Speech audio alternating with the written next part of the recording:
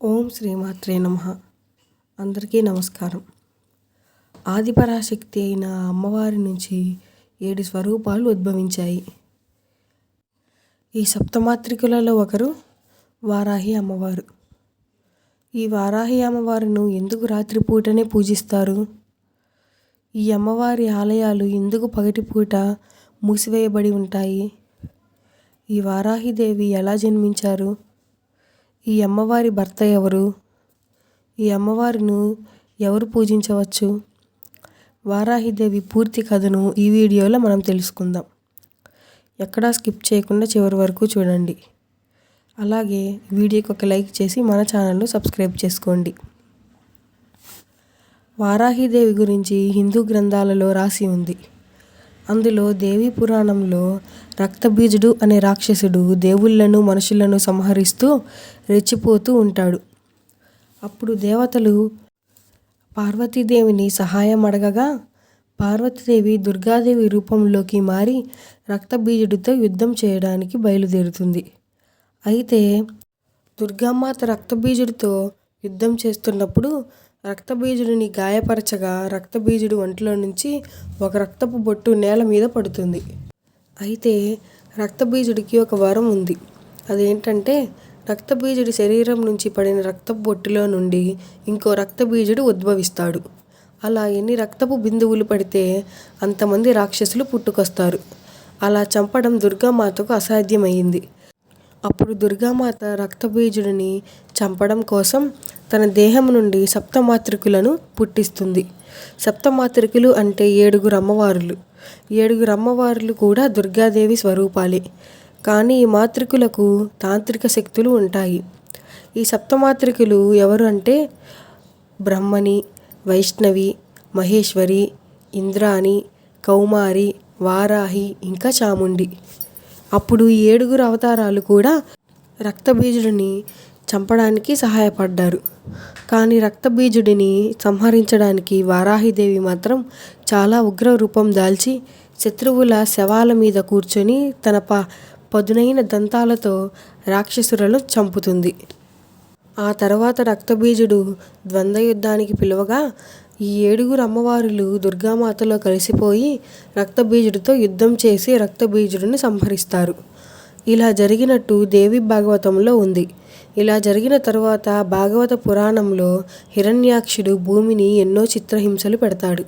అలా హింస పెట్టడానికి ముందే హిరణ్యాక్షుడు వారాహిదేవి కోసం ఘోర తపస్సు చేసి అమ్మవారును ప్రసన్నం చేసుకుంటాడు. అప్పుడు వారాహి అమ్మ ఏం వరం కావాలో కోరుకోమంటుంది. హిరణ్యాక్షుడు అమరత్వాన్నే కోరుకుంటాడు. వారాహిదేవి అమరత్వాన్ని ఇవ్వడం కుదరదని చెప్తుంది. అప్పుడు హిరణ్యాక్షుడు తెలివిగా ఆలోచించి నన్ను నువ్వు తప్ప ఎవరూ చంపకూడదు అని కోరుకుంటాడు. అందుకు అమ్మ సరే అని చెప్తుంది. వెంటనే హిరణ్యాక్షుడు నేను నీ భక్తుడిని కాబట్టి నువ్వు కూడా నన్ను చంపకూడదు అని అంటాడు. అందుకు కూడా అమ్మవారు సరే అంటుంది. హిరణ్యాక్షుడు వరం అండ చూసుకొని తన ఇష్టం వచ్చినట్లు అక్రమాలు చేస్తాడు. అప్పుడు హిరణ్యాక్షుడి నుండి భూమిని కాపాడడానికి వారాహిదేవి నుండి వరాహస్వామి పుట్టుకొస్తారు. విష్ణుమూర్తి అవతారమే ఈ వరాహస్వామి. ఇంకా మత్స్యపురాణంలో శివుడి చెమట బిందువు నుండి అంధకాసురుడు అనే రాక్షసుడు పుడతాడు. అయితే అంధకాసురుడు పెరిగి పెద్దయ్యాక రాక్షసులందరికీ అధిపతిగా అయ్యి దేవతలతో యుద్ధం మొదలు పెడతాడు. అయితే ఈ అంధకాసురుడిని సంహరించడానికి శివుడు పార్వతీదేవిలోని వరాహిదేవిని స్మరించాడని ఈ మత్స్యపురాణం చెప్తుంది. ఈ పురాణాల ప్రకారం సప్తమాత్రికులను దుర్గామాత చండీదేవి నుండి పుట్టించినట్టు ఉంది. అందులో వారాహిదేవిని చండికాదేవి వీపు భాగం నుండి పుట్టించినట్టు రాసి ఉంది.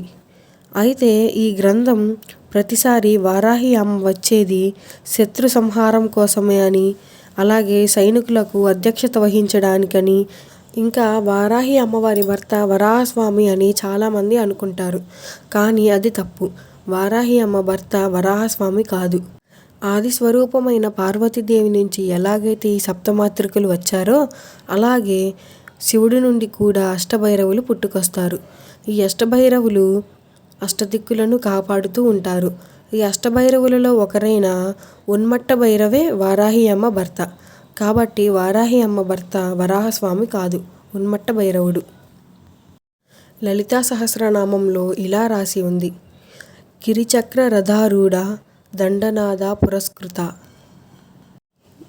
ఇందులో కిరి అంటే వరాహములచే లాగబడుతున్న, చక్రరథ అంటే చక్రములు కల రథాన్ని, ఆరుడ అంటే ఎక్కిన, దండనాద పురస్కృత అంటే దండములు ఎల్లప్పుడూ చేతికి కల వారాహిదేవి చేత వేయించబడుతున్నవి అని అర్థం.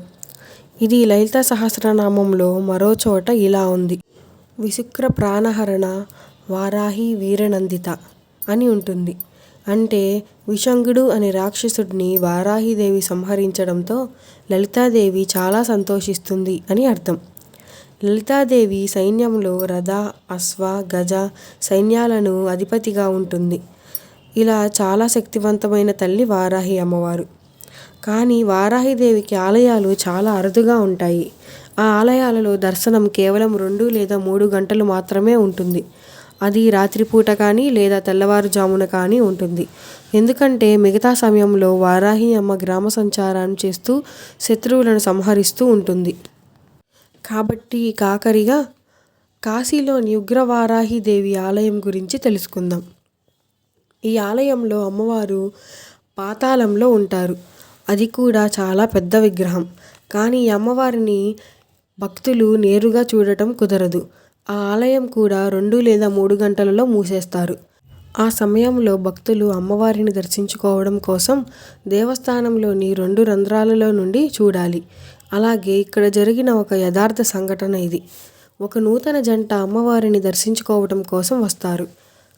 అక్కడ అర్చకులు తప్ప ఎవరూ అమ్మవారిని నేరుగా చూడలేరు. కానీ వీళ్ళు మాత్రం అమ్మవారిని నేరుగా చూడాలని అర్చకులతో గొడవ పడతారు. అప్పుడు అర్చకులు, వద్దు, అమ్మవారు చాలా ఉగ్ర రూపంలో ఉంటారు, మేమే చూసి తట్టుకోలేం అని చెప్తారు.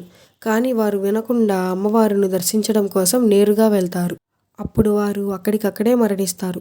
ఇది అబద్ధం కాదు, నిజం. ఆ వారాహి అమ్మవారి ప్రేమ ఎంత అందంగా ఉంటుందో ఆ అమ్మ ఉగ్రరూపం కూడా అంతే భయంకరంగా ఉంటుంది. ఇదే ఈరోజుటి వారాహి అమ్మ కథ. వీడియో మీకు నచ్చితే ఒక లైక్ చేసి మన ఛానల్ను సబ్స్క్రైబ్ చేసుకోండి. ధన్యవాదాలు.